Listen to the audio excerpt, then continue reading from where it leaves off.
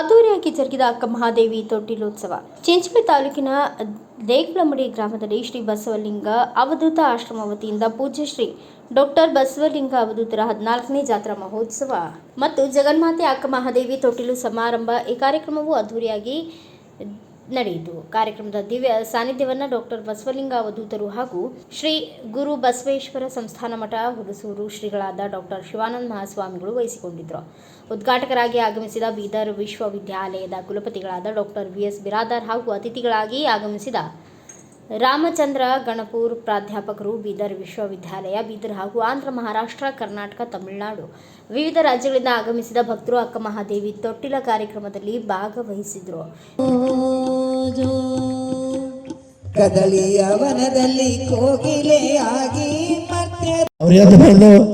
ನನಗೆ ಮೊದಲು ಗೊತ್ತಾಗ್ತಿಲ್ಲ, ಅವರೆಲ್ಲ ಬಟ್ಟೆ ತೆಗೆದು ಮತ್ತೆ ಯಾರದಾರ ತಂದೆ ಬಟ್ಟೆ ತೆಗೆದು ಬಟ್ಟೆ ಇದ್ದಿಲ್ಲ, ಒಂದು ಲುಂಗಿ ಸುತ್ತಕೊಂಡಿದ್ರು. ಓಡಿ ಬಂದಾಗ ಗೊತ್ತಾಯ್ತು. ನಂತರ ಮತ್ತೆ ನೋಡ್ರಿ ಎಷ್ಟು ವಿನಯದಿಂದ ಬಸವಣ್ಣವ್ರು ಅದೇ ಕಲಿಸಿದ್ರು. ಭಾಗ್ಯದ ತಲೆ ಮುಗಿದ ಕೈಯಾಗಿರಿಸು ಕೂಡಲ ಸಂಗಮ ದೇವ ಅಂತಾರಲ್ಲ, ಆ ರೀತಿ ಬಂದು ಸತ್ಕಾರ ಮಾಡಿ ಕರ್ಕೊಂಡೋಗಿ ನೋಡಿದಾಗ ನಿಜವಾಗಿ ಶರಣರು ಹೇಗಿದ್ರು ಅಂದರೆ ಇವರಂಗೆ ಇದ್ದಿರ್ಬೇಕು ಎನ್ನುವಂತ ಅನಿಸ್ತೆ. ಅದಕ್ಕಾಗಿ ನಮ್ಮ ಜೀವನದಲ್ಲಿ ಸ್ವಲ್ಪ ದನಿ ಹೊಡೆದದ, ಸರಿಯಾಗಿ ಮಾತಾಡಕ್ಕೆ ಬರಂಗಿಲ್ಲ. ಆದರೂ ಕೂಡ ನೀವೆಲ್ಲರೂ ಕೇಳ್ತೀರಿ. ದಯಮಾಡಿ ನಿಮ್ಮೆಲ್ಲರಲ್ಲಿ ಒಂದೇ ಒಂದು ವಿನಂತಿ ಮಾಡ್ಕೊಳ್ಳೋದಂದ್ರೆ, ಈಗ ಹೇಗೆ ಕೂತಿರಿ ಹೀಗೆ ಕೊಡ್ಬೇಕು. ಜೀವನದಲ್ಲಿ ಏನಕ್ಕೆ ನಿಮ್ಮ ಊರಲ್ಲಿ ಹೋದ್ರೂ ಕೂಡ ಹೀಗೆ ಕೊಡ್ಬೇಕು, ಎಲ್ಲಿ ಹೋದ್ರೂ ಕೂಡ ಏನಕ್ಕೆ ಹೀಗೆ ಕೊಡ್ರಿ. ಅಲ್ಲಿ ಏನು ಕೇಳಿದಾಗ ಯಾವುದೇ ಜಗಳ ಬರಂಗಿಲ್ಲ. ಕೆರೆಗಳಿಗೆ ಹಂಚಿದ ಡೆಂತಯ್ಯ, ಸಂತೆಯೊಳಗೊಂದು ಮನೆ ಮಾಡಿ ಶಬ್ದಕ್ಕೆ ನಾಚಿದ ಡೆಂತಯ್ಯ, ಚೆನ್ನಮಲ್ಲಿಕಾರ್ಜುನ ದೇವ. ಲೋಕದಳು ಹುಟ್ಟಿದ ಬಳಿಕ ಸ್ತುತಿ ನಿಂದೆಗಳು ಬಂದಡೆ ಮನದಲ್ಲಿ ಕೋಪವ ತಾಳದೆ ಸಮಾಧಾನಿಯಾಗಿರಬೇಕು. ಹೇಗಿದ್ರು ಅಂತಾರೆ ಜನ. ಸ್ತುತಿ ನಿಂದೆಗಳು ಬಂದಾಗ ನಾವು ಯಾವ ರೀತಿ ಅಲ್ಲಿ ಇರಬೇಕು ಅನ್ನೋದನ್ನ ಅವರು ಬಹಳ ಪ್ರಖರವಾಗಿ ನಿಖರವಾಗಿ ಹೇಳುವಂಥದ್ದನ್ನು ನಾವು ನೋಡ್ತೀವಿ. ಅವ್ರ ಕುರಿತಾಗಿ ಸಾಕಷ್ಟು ಕೃತಿಗಳು ಬಂದವು. ಪೂಜ್ಯರು ಅದ್ರ ಮೇಲೆ ಸ್ಟಡಿ ಮಾಡಿದ್ದಾರೆ. ಪೂಜ್ಯರು ಅಧ್ಯಯನ ಮಾಡಿದ್ದು ವಿಜ್ಞಾನ, ನಂತರ ಅವರು ಫಿಲಾಸಫಿ, ಆಮೇಲೆ ಸುಮಾರು 4-5 ಸಾವಿರ ವಚನಗಳನ್ನು ಬರೆದಿದ್ದೆ. ಆದರೆ ಅವುಗಳನ್ನು ನಾನು ಜೋಪಾನ ಮಾಡ್ಲಿಕ್ಕೆ ಆಗಲಿಲ್ಲ, ಎಲ್ಲಿ ರೆಕಾರ್ಡ್ ಆಗಿದ್ದಿಲ್ಲ. ಹೀಗಾಗಿ ಏನಪ್ಪ ಅಂದ್ರೆ ಕೆಲವೊಂದು ಹಾಳಾಗಿವೆ ಅನ್ನೋ ಮಾತನ್ನು ಪೂಜ್ಯರ ಮುಂದೆ ಅವರ ಹಳೆಯನ್ನು ನೋಡ್ತಾ ಇದ್ದರು. ಅಂದರೆ ಇದನ್ನು ಏನು ತೋರಿಸ್ತದೆ ಅಂದರೆ, ನಾವು ಇವತ್ತು ಸಮಾಜದಲ್ಲಿ ಅನೇಕ ಸ್ವಾಮೀಜಿಗಳನ್ನು ನಾವು ನೋಡ್ತೇವೆ. ಅವ್ರದ್ದು ಒಂದು ಸ್ಟೈಲ್ ಆಫ್ ಲಿವಿಂಗ್ ಏನಿದೆಯಲ್ಲ ಅವ್ರದ್ದು ಬೇರೆ. ಇಲ್ಲಿ ಇಬ್ಬರು ಸ್ವಾಮೀಜಿಗಳು ಕೂತಿದ್ದಾರೆ. ಅವ್ರ ಮೇಲೆ ಒಂದು ಗುಂಜಿನೂ ಸಹಿತ ಭಂಗಾಗಿಲ್ಲ ನೋಡ್ರಿ. ಸ್ವಲ್ಪ ಆದರೂ ಏನಾದರೂ ಇದು ಇದೆನಾ? ಗಾಂಧೀಜಿಯವರು ಹೇಗೆ ಒಂದು ತುಂಡು ಬಟ್ಟೆ ಮೈ ಮೇಲೆ, ಅದೇ ಥರ ಏನಪ್ಪ ಅಂದ್ರೆ ಇವತ್ತು ನಮ್ಮ ಪೂಜ್ಯರು ಇಬ್ಬರು ಏನಪ್ಪ ಅಂದ್ರೆ ಆ ಗಾಂಧೀಜಿಯವರ ತತ್ವ ಸಿದ್ಧಾಂತವನ್ನು ಇಟ್ಟುಕೊಂಡು ಏನಪ್ಪ ಅಂದ್ರೆ ಸಮಾಜ ಸೇವೆಯ ಜೊತೆಗೆ ಸಮಾಜದಲ್ಲಿ ಆಗ್ತಕ್ಕಂಥ ಕೆಡಕುಗಳನ್ನು ಅದನ್ನು ಅವಾಯ್ಡ್ ಮಾಡಲಿಕ್ಕೆ ಮತ್ತು ಸಮಾಜವನ್ನು ಏನು ಸುಧಾರಿಸಲಿಕ್ಕೆ ಏನು ಮಾಡಬೇಕು ಆ ಎಲ್ಲ ಕಾರ್ಯಗಳನ್ನು ನಮ್ಮ ಸ್ವಾಮೀಜಿಯವರಿಬ್ಬರೂ ಸಹಿತ ಇವತ್ತೇನಪ್ಪ ಅಂದ್ರೆ ಮಾಡ್ತಾ ಇದ್ದಾರೆ. ಯಾಕಂದ್ರೆ ಇವತ್ತು ಸಮಾಜ ನಾವು ತಿದ್ದುವುದಲ್ಲ ಬಹಳ ಕಷ್ಟ. ನಾವು ಏನಾದರೂ ಸಮಾಜ ತಿದ್ದಕ್ಕೆ ನಿಂತರೆ ಅವನು ಹುಚ್ಚಿದ್ದನ್ನು ಬಿಡುತ್ತಾರೆ.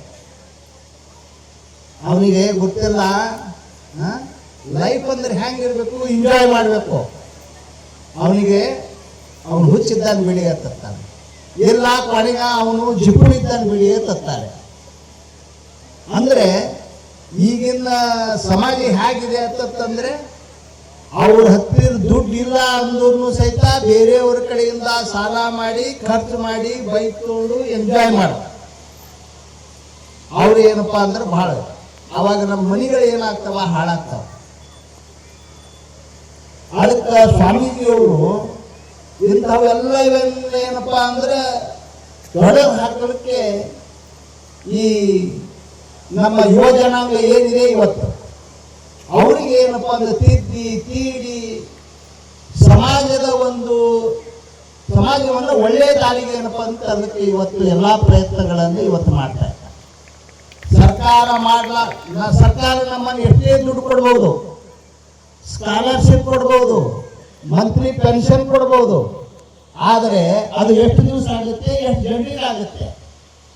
ಇಂಥ ತಿಳುವಳಿಕೆಯನ್ನ ಜನರಿಗೆ ಕೊಟ್ಟು ಸರಿದಾರಿಗೆ ತಂದ್ರೆ ನಾವು ದುಡ್ಡು ಕೊಡಬೇಕಾಗಿಲ್ಲ. ಅವರು ತಮ್ಮ ಕಾಲ ಮೇಲೆ ತಾವು ನಿಲ್ತಾರೆ, ದುಡಿತಾರೆ, ಕಷ್ಟಪಡ್ತಾರೆ, ಅವರ ಒಳ್ಳೆಯ ಒಂದು ಜೀವನವನ್ನು ಅವರೇನಪ್ಪ ಅಂದ್ರೆ ಸಾಗಿಸ್ತಾರೆ.